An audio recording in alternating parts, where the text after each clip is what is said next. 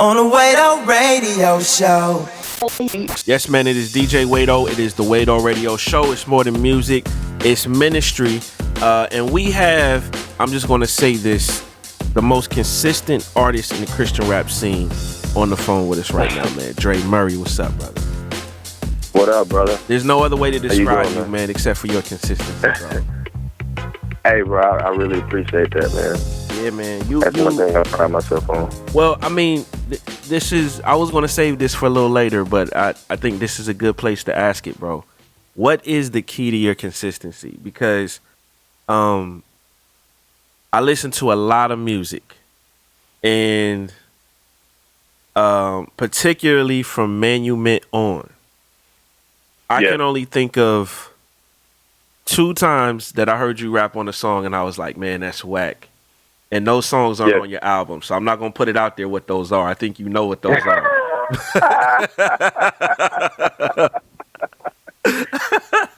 But seriously, in all seriousness, bro, like, I can't think of one song I was like, other than those situations, I was like, man, that's whack, bro. Like, what is your key to that? Yeah. Man, there's a couple of different things. One, the fact that I've been, like, I would say practicing for so long, and like, to where, like, I literally can.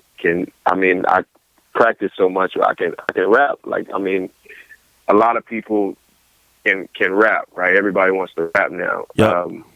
I've, for so long, it's like with anything. You put in enough hours, you get really good at it to where you can kind of cruise and be on autopilot. The key is, though, to the inspiration. And so I feel like the times that you heard me and said, oh, that's whack, I probably wasn't inspired.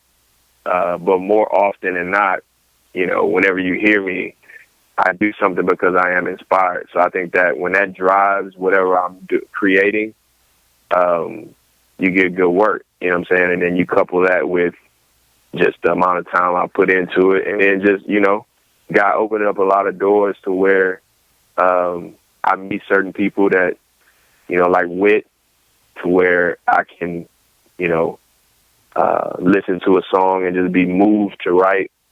You know, I've had a working relationship with him, and then, you know, a friendship, and him being my brother for a while now. So that's definitely helped me to stay consistent as well. You know what I'm saying? Man, man, listen, bro. I want to share this with you. I don't think I've ever even. Wit may not even remember this, bro. I remember when Wit was talking. Like, this was towards the end of the Frontliners, and I used to DJ for them, and we would be on the road doing stuff. And I remember he was just like, man, I want to do this project with Dre Murray. And I don't think he had approached you yet. And, you know, I was like, man, y'all styles are so different. Yeah. You know what I'm saying? Like, I usually can see stuff like that as a DJ. You know what I'm saying? And I was just like, man, like, I don't see this. And, bro, like, you guys have, like, just this magic that happens when y'all get together that's crazy, bro.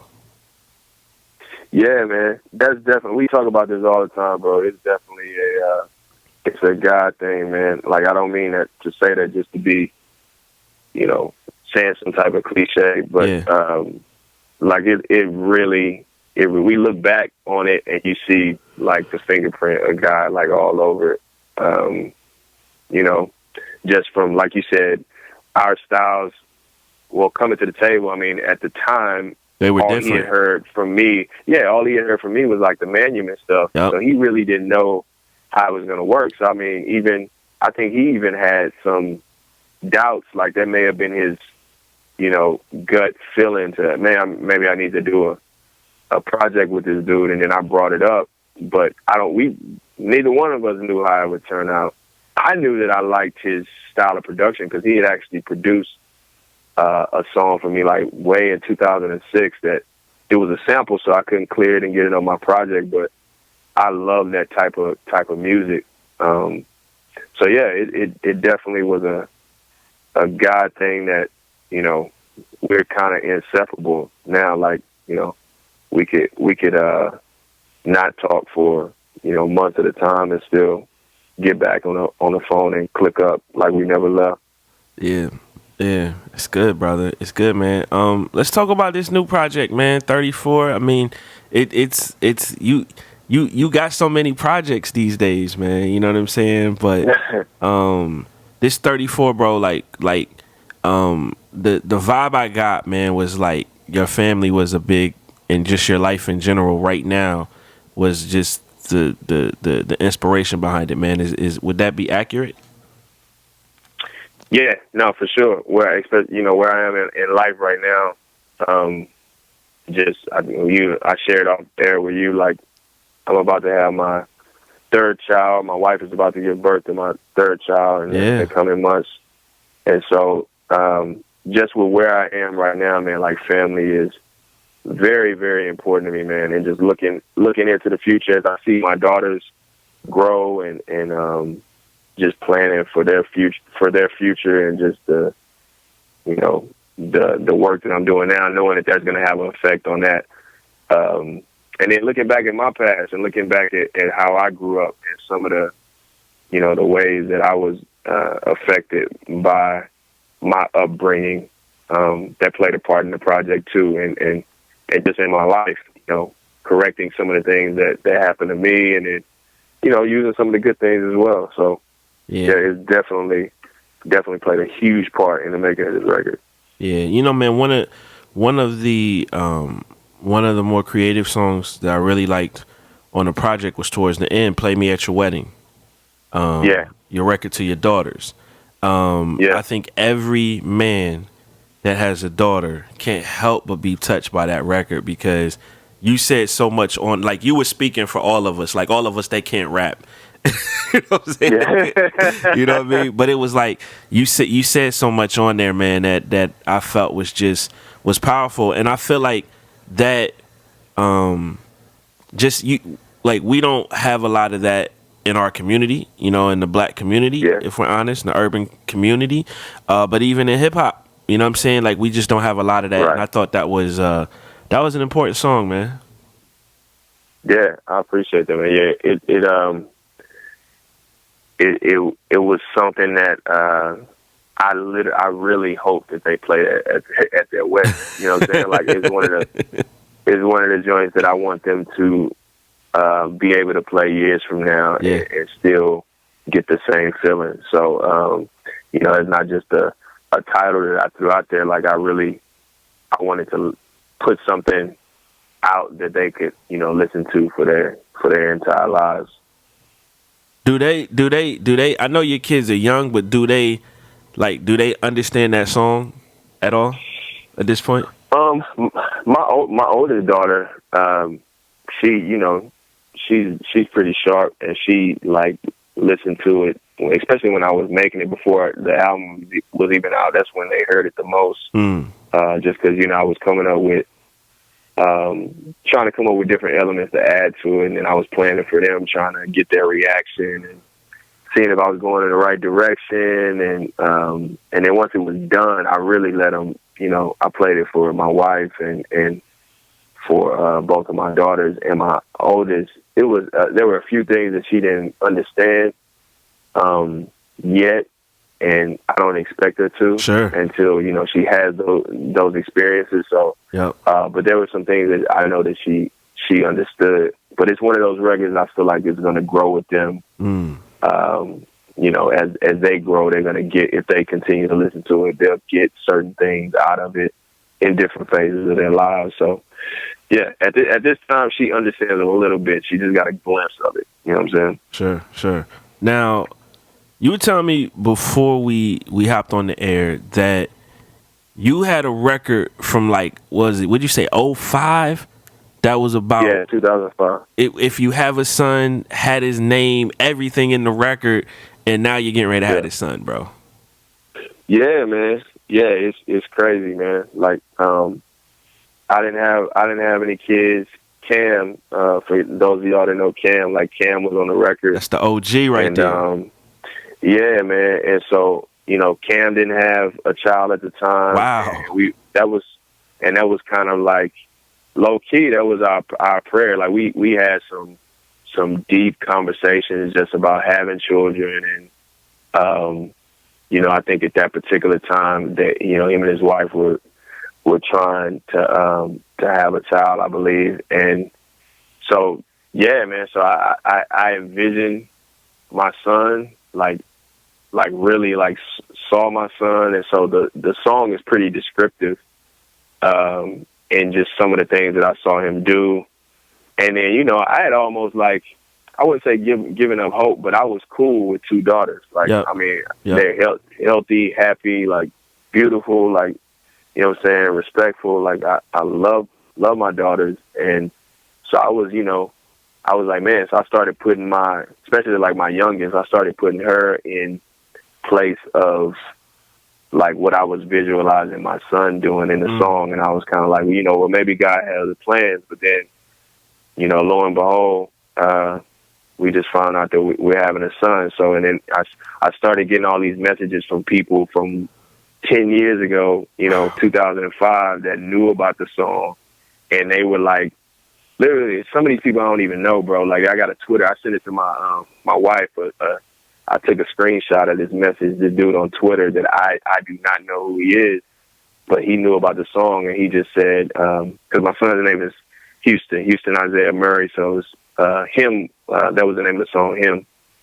So he was like, him is finally coming. And that's all he said in the tweet.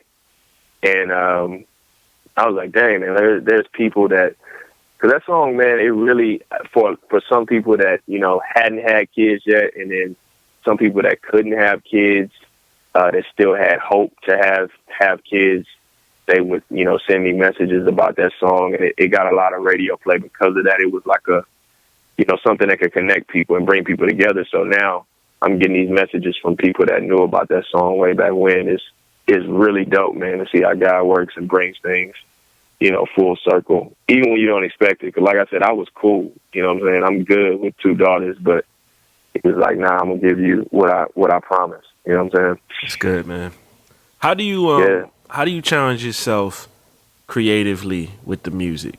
And I ask this because, bro, like, you sound so comfortable over so many different types of beats. You know what I'm saying? Like, how do you, like, at this stage, like, how do you challenge yourself, man? And even this, man, like, what's a record that we've heard that when you were doing it, like, this was a challenge for you to rock on?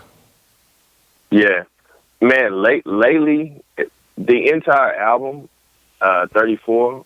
My new album is out on iTunes right now. You can go cop that. Yeah. Wit, I sent a text to Wit right after he sent me the master, and I said, "This is whack. I don't like it." And it was because this was the hardest project for me to write. And I think the reason why was because I had done so much of the like Hell's Paradise style stuff with Wit, and me actually bringing it back to a place where I was talking about like family and just personal stuff. It was almost reminiscent of when I was making like the Monument album almost. Yeah. And I hadn't been in that place in so long that it definitely challenged me, a lot, to where I wasn't confident in the record at all.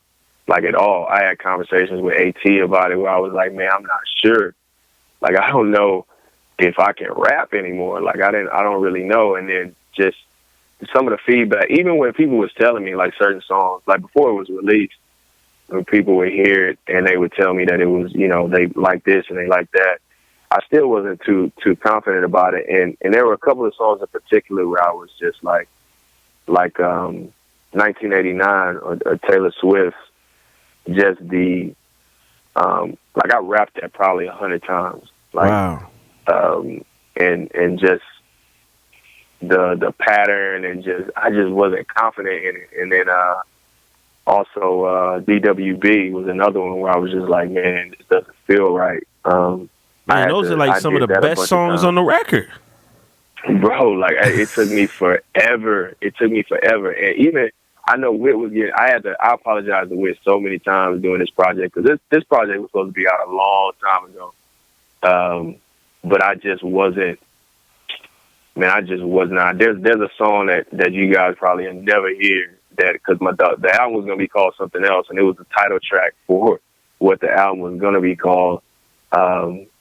And my pattern on there, like it was just different, man. It was a different way of writing for me because normally over like Hell's Paradise type stuff is just me telling a story, and I can just be when I'm very, very descriptive and telling a story, I don't have to like switch up styles and all that kind of stuff. Sure. So it's really easy for me. Yep.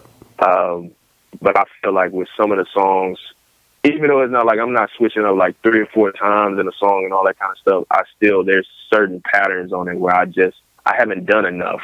You know what I'm saying? So I'm not as confident. So, you know, for the most part, the whole project was challenging, but those 2 songs in particular, you know, I spent hours recording and re-recording those joints. So yeah, those are definitely challenging. Man, concept behind 34, bro. The entire record? Yeah. The whole thing is just it was my 34th birthday in September the 14th. So the project was originally supposed to come out on my birthday. And again, just the challenge I had of not even the words. Like the words were coming, but it's just the patterns and all that kind of stuff, the cadences, and just didn't feel right. But that kind of pushed it back. But the whole project was just me looking over my life and where I am now as a 34-year-old man. So you got, the first song is me, waking up in the hospital and, going out into this world and experiencing this cruel world. And then, originally every song was going to have a year attached to it. So it was kind of like a snapshot of my life, leading all the way up to where I am now. So that's where you get songs like Daughters, which was going to be 2007, which was the year my first daughter was born. You get 1989, which is the year that Reagan left office, and we in Houston started to see the negative effects of crack cocaine after, originally people thought it was just a party drug. It was the 80s Molly, where people were just partying. And so, yeah, it's a snapshot of my life and where I am, and just kind of me sitting down, a cup of coffee, and just reminiscing and just thinking about my life at that point. And then, as we talked off the air, what I have to do going forward, which is, leave a legacy for my daughters, for the generation coming up after me. What am I going to do to contribute to this society and point people to the cross? So it's good, bro. I'm really I think for me, man, just like as a fan of your work, impressed by the range that your catalog has at this point. You know what I'm saying? When you look at 34, totally different than Southern Lights, totally different than Hell's Paradise, totally different than you know what I'm saying, Monument. Like all these records are just it's like every time you step in the booth, bro, to put something out, it's a whole different joint, dude. Yeah, I appreciate it, man. I definitely hope that continues, because that's probably the most the thing that racks my brain the most. I'm not in competition with anybody but myself. Like, if people say that, but I really feel like that. I always look at what I did previously, and I'm like, man, I have to top that. Like, I can't go backwards. You know what I'm saying? And I've seen some times when I have gone backwards, which are probably those 2 songs that you said were whack. I probably went backwards. You know what But I'm I've talking seen- about. That's what's so funny about it. You know the records. No. I don't know the song you talking about. Go ahead and say what song you talking about. Nah, these were like this was stuff you did for like your church or something, bro. Like one. They were like videos, bro. Bro, I didn't even write them. Like that was just like me doing a favor for somebody doing something. Yeah, I know what you're talking about. Like that's yeah. That's different. But that's hilarious. But yeah, so whenever I do stuff, I know when I've taken like a step backwards, and then I look at the final product. Yeah. It's rare that I do that, but there have been times where I looked at some stuff that I've done, and I'm like, man, like I took a step backward. I didn't move forward. I shouldn't say I didn't. I took a step back. Sometimes I'm just stagnant and I'm not moving forward. So I constantly want to be moving forward and looking at my own work and doing that. I can't really focus on somebody else, you know what I'm saying, in their work. So that's the most challenging thing for me, is to know that things are different every single time. And it's like, what are you going to do next? How are you going to present it different from you presented the last time? Like I can't do the same thing that we did with Hell's Paradise 2. I can't do that again. Yeah. Like I can't, it wouldn't feel right. So we have to come up with something new. And that's the most challenging thing for me, is just finding new ways to present the work, and then how are we going to produce this work differently than we did the last time. Okay. So I have a question. Yeah. I think I know how you're going to answer it, but I'm going to ask it anyway. So right. the work that you put out in 2013. So We Live as Kings, Gold Rush, right? Yep. A lot of people consider both of those records classics. Yep. And then 2015, Southern Lights, 34. Mm-hmm. Which year is the better Dre Murray catalog?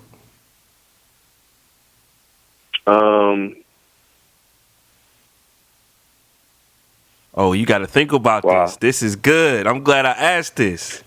Yeah, bro, I do. I really do.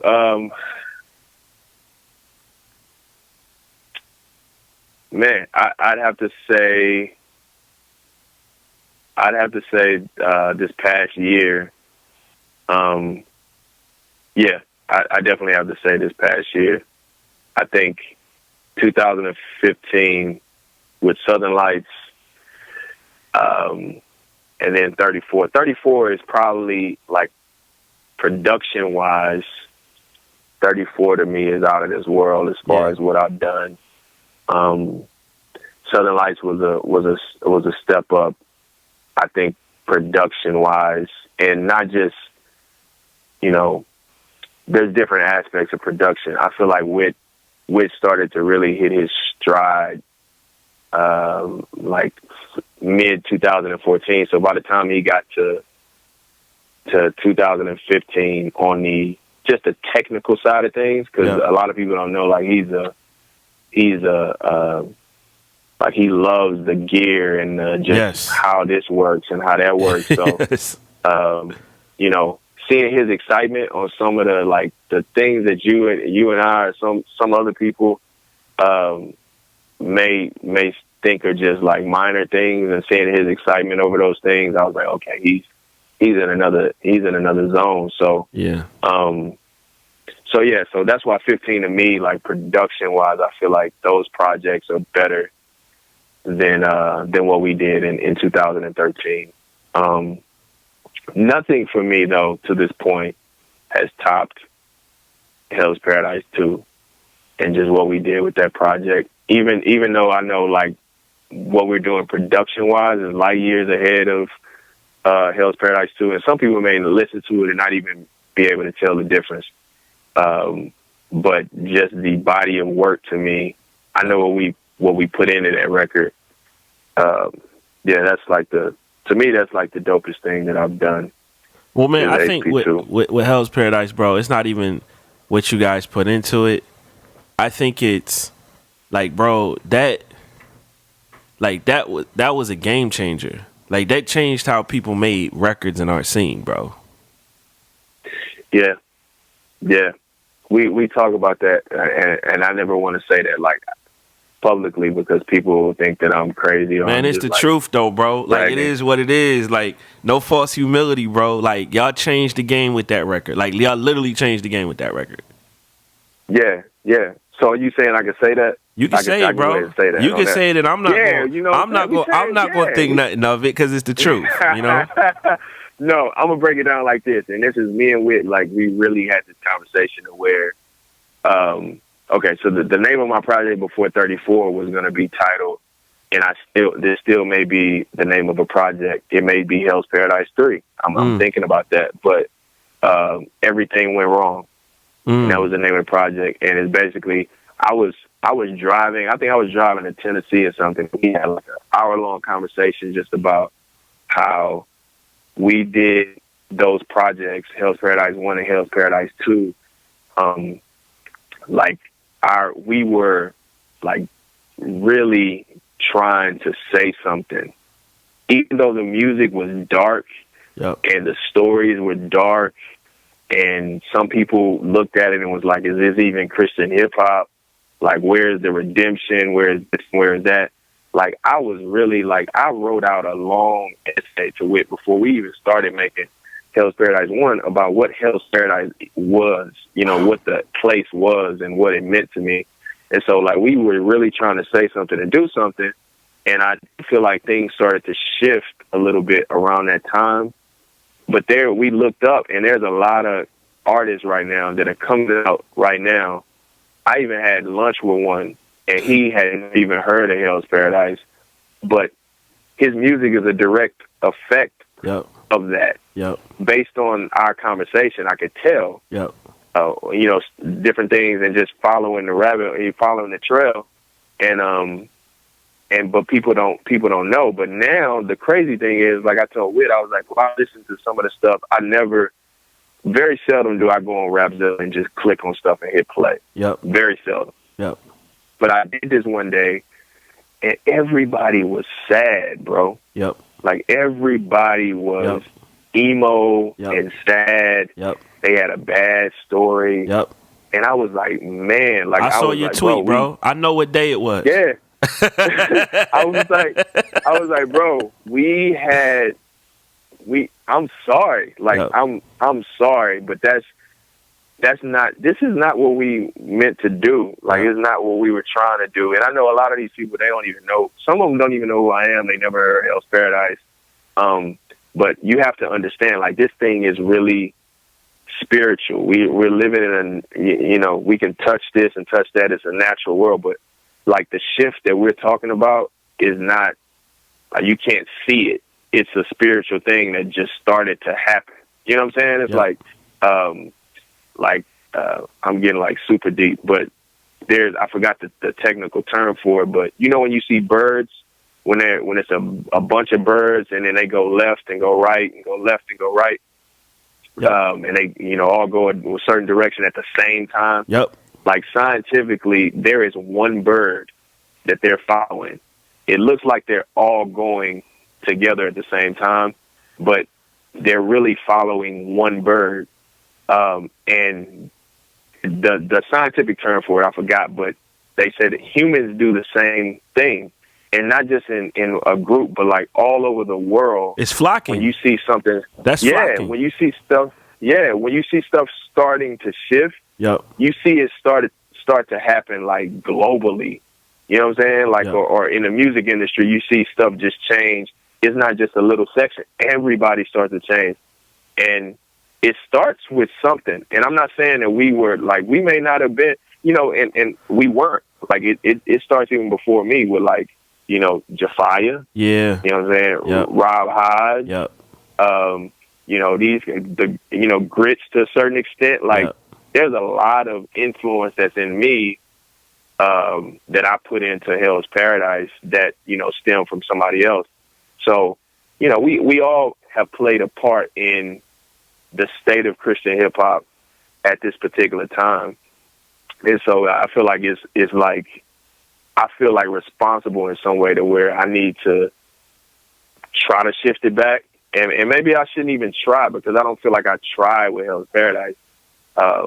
But something like it's in a crazy space right now where it doesn't feel like it did in 2008. You know what I'm saying? Like 2005, if I would have did Hell's Paradise, like I would have been a heretic. Yeah. You know what I'm saying? Like, yep. yeah. So it stuff started to shift at a certain time. I think, man, I think there's four projects. I would say kind of in that time frame that have contributed very strongly to where things are right now in Christian rap. I think Hell's Paradise was one. I think High Society was one. Yep. Church Clothes Volume 1 was one. And Swoop Wake Up was one. Yep. Now, it's funny that Wit is involved with all those. And yep.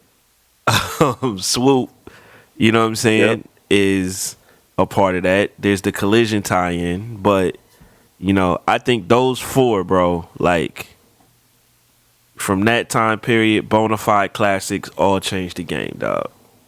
Yeah.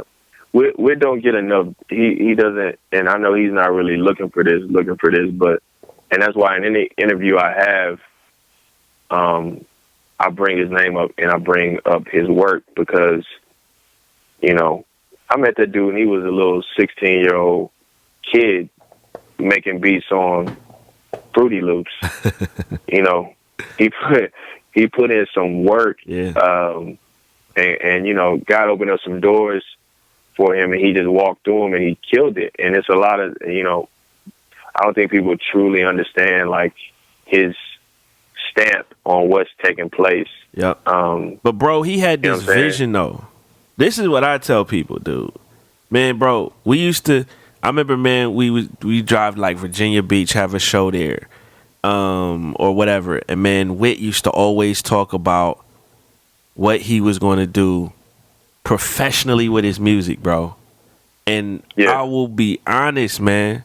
Like, I was like, man, bro, like, there's only one dude I know right now that's full-time doing beats, and that's Tony Stone. And that man is making 8 joints a day, selling them. You know what I'm saying? Like, he was the only guy at that point. Yep. And it's like, bro, Wit is freaking owning this mug, dog. Yeah, man. Yeah. The amount of work he puts in, man. Yeah. Like, I mean, he earned it. Yeah. You know what I'm saying? He definitely earned it, bro. Yeah. It's the truth, man. It is the truth, brother. It's the truth. So, man, here's a question for you, man. A couple of things, man. You know, I talked to Alex about this when he dropped this project. I thought it was interesting that, you know, you weren't on his record. He wasn't on your record. Just because you guys had just put out Southern Lights, but I get it. Like, you know what I'm saying? Like, y'all was together for a long time with the tour, and you know what I'm saying? Yeah. Like, you know, it's probably wise creatively to do that. Would you guys consider doing another Southern Lights? Like, I know he's, you know, looks like he's got this label situation he's trying to jump off and all of that, but, you know, do you guys think you would do another Southern Lights? Because that was, what y'all had was special, bro. That was a special situation. Yeah, I mean, yeah, for sure. We're talking about that. You know, we talked about it before this interview. As a matter of fact, wow, like what we're gonna do this next year. We're about to do some dates. You know, branded as Southern Lights because we never really got to tour the project, and so we're not gonna do a whole lot like we did in 2014. Yeah, because you guys did the tour and then dropped the project. Right. Yeah, we didn't have, because it wasn't like we weren't trying to create a separate thing. It was just, you did a solo, I did a solo. Hey man, let's get out here in front of people and do those songs. And then that kind of turned into something else to where, you know, it became Southern Lights. So now, you know, I feel like it's only right. I don't want to force it, but right now I don't feel like we're forcing it. Like, we definitely need to tour the project and get in front of people. You know, I think there's people that want to hear it live, and then why not do something else together? I mean, our chemistry is dope. Like it's my homie. Like when we talk on the phone, we talk for an hour, and probably 10 minutes of it is about music. Yeah. The other 50 minutes is about just life and where we are. So that's how the record came together. It was just a bunch of conversations that we were having about the state of America, and just we could talk for hours about that. And then even his wife, me and her have long conversations that just about race and politics and the state of African Americans. Alex's wife is great, man. All kind of stuff. She's great, bro. Yeah, man. Yep. Shout out to Jackie. She's dope. That's good, bro. That's good. So another question. I know you guys get this all the time. You're probably tired of me and other people asking it. Will there be another We Live as Kings project at some point? I don't think so. Wow. Yeah, I don't think so.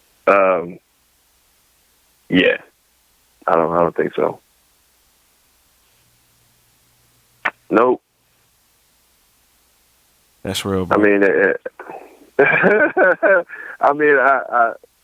it's just, it's not gonna happen. I mean, especially not the way that it was. I mean, it was. I feel like that's one of those things. Like I feel like we wanted to do, but that was it was another one of those things that I feel like God did. Like we didn't. I signed to the label and it was like, hey, we doing this project. It wasn't hey, you guys are We Live as Kings. It was We Live as Kings this is the idea behind We Live as Kings. It's more than a group. It's more than, what I'm saying? Like this is the thought behind it. And now we're going to do a project with that thought in mind. And we did it, and, it turned out the way it turned out. We didn't expect any of that. Yeah. Like I signed to Collision as a solo artist. And so all of us did. And so when it did what it did, nobody really expected it. And that, when stuff like that happens, it comes with a certain responsibility, because now you have people that they want to hear We Live as Kings. It was people that I was meeting, at certain shows that we did, like one show in particular in Rhode Island, at this conference, the Awakening Conference. There were kids there that knew our stuff, but they didn't know who we were. Wow. Like they all they knew was We Live as Kings. They didn't know Alex Faith. They didn't know Dre Murray. They didn't know Sue. They didn't know Chris. They just knew We Live as Kings. And so, which is cool. I'm not, I don't have anything bad to say about that, Sure. but it was just, we didn't expect that. You know what I'm saying? Not that it wasn't like, we were super duper famous, but the people that did know, that did know about We Live as Kings is like, they knew We Live as Kings, which is basically what we were set out to do, to make a project about an idea and let that idea continue to live. So as long as the idea still lives, I don't know if we necessarily need another project. You know what I'm saying? Like, and then there may be another We Live as Kings project. I may not be on it. I may or may not be on it, because it's not just about the artist.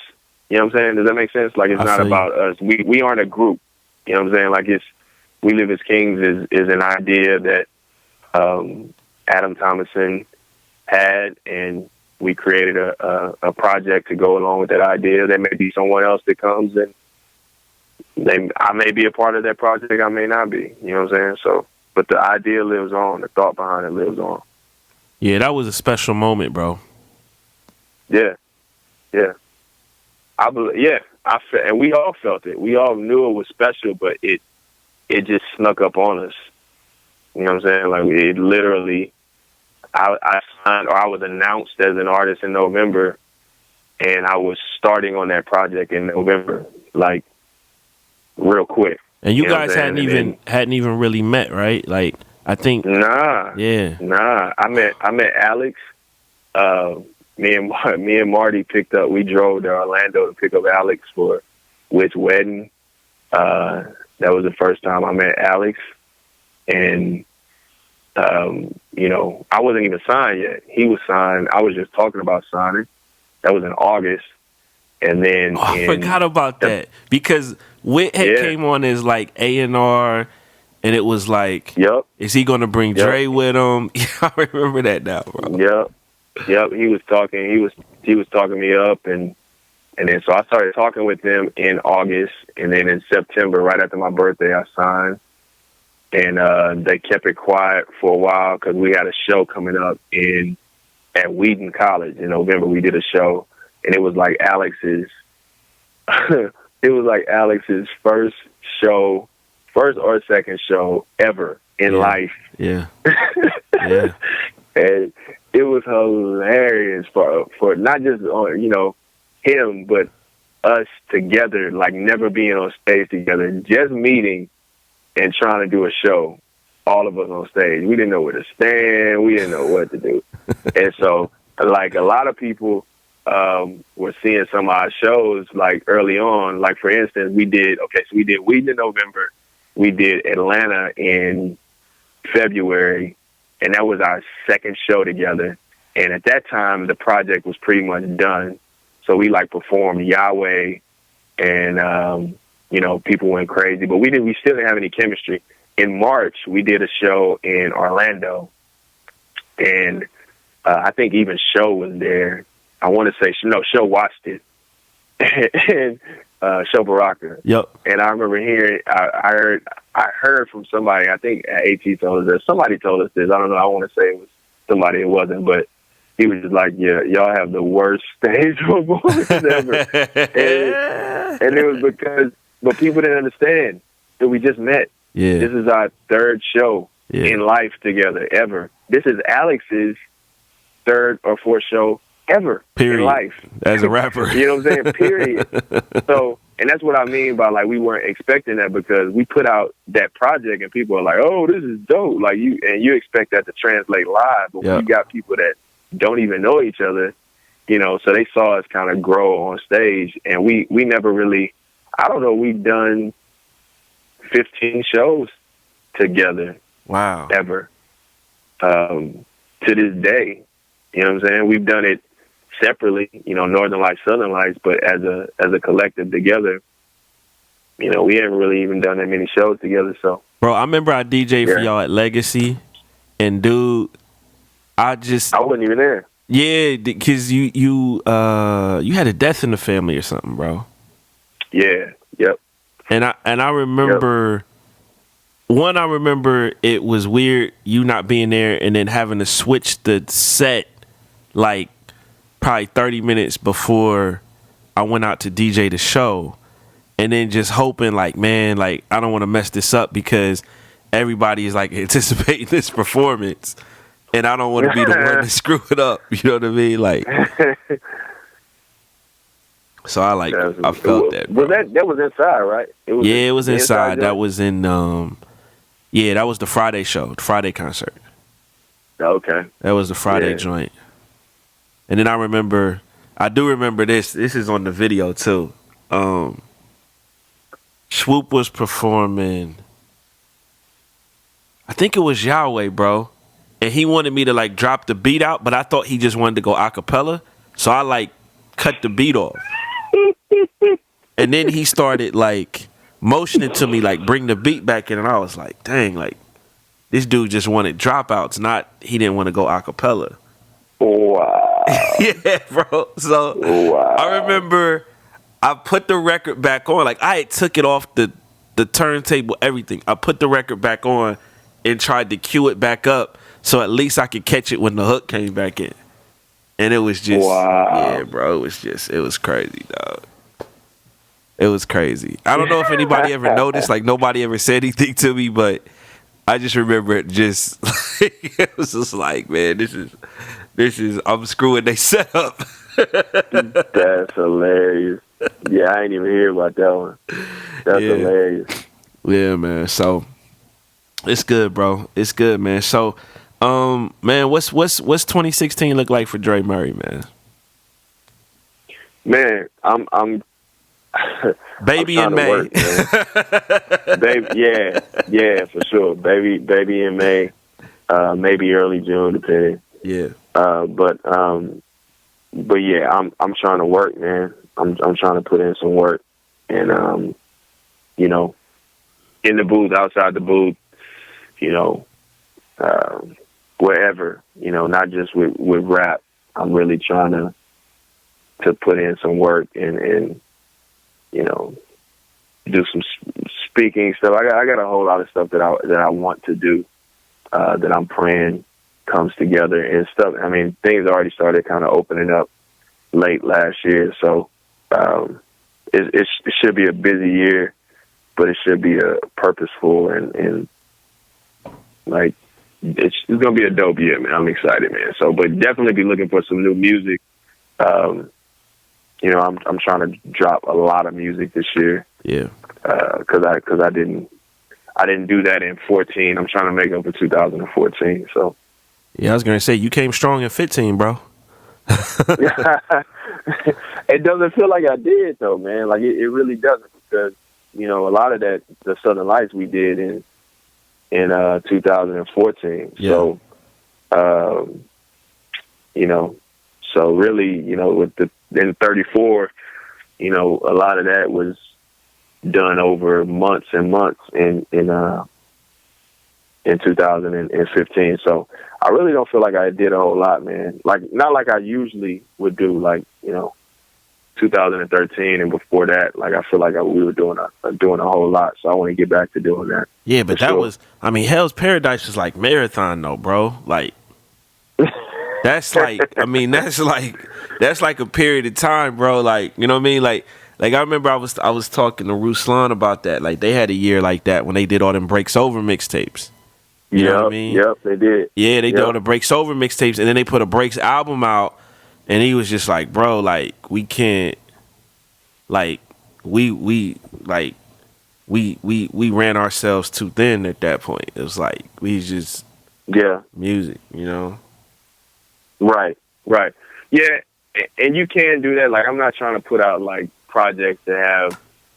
I'm not trying to put out 4 different Hell's Paradise where it's like 20 records on each project. But I am trying to, whether it be, you know, a song here, a song there, I am trying to do more, and not, because I do a lot of recording of stuff that never gets done. Like we started on Hell's Paradise 3 a long time ago. Wow. We just stopped.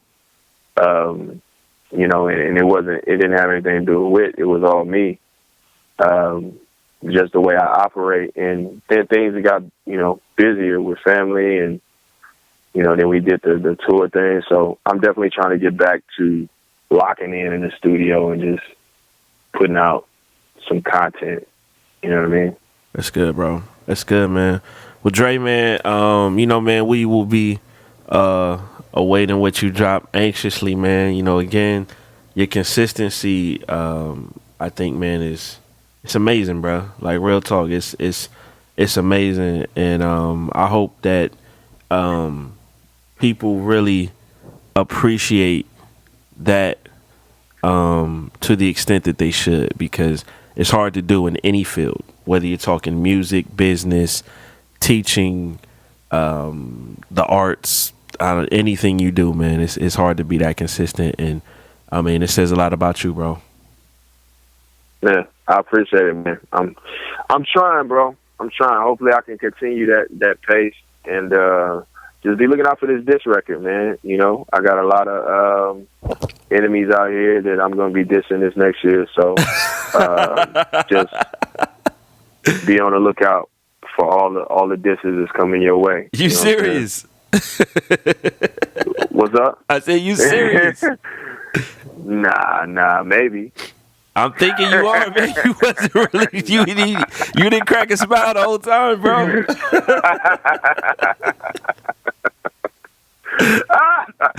I was waiting for the chuckle. There was no chuckle. I was like, man, he might be serious with this. Nah, I'm just serious, man. It's all good. I feel you, man. Well, Dre, man, I appreciate you, bro. All right, bro. I appreciate you, man, for sure. It's always a pleasure, man. And again, like I said off the air, I really appreciate your support over the years, man, and just what you bring to the table is definitely needed in the body and just with what we do music wise. So you keep going, brother, and yeah, thank you once again for the support, man. Man, thank you, bro. Yeah, man. On the Way Radio Show. On the Way Radio. On the Way Radio Show, where it's much more than music, it's ministry.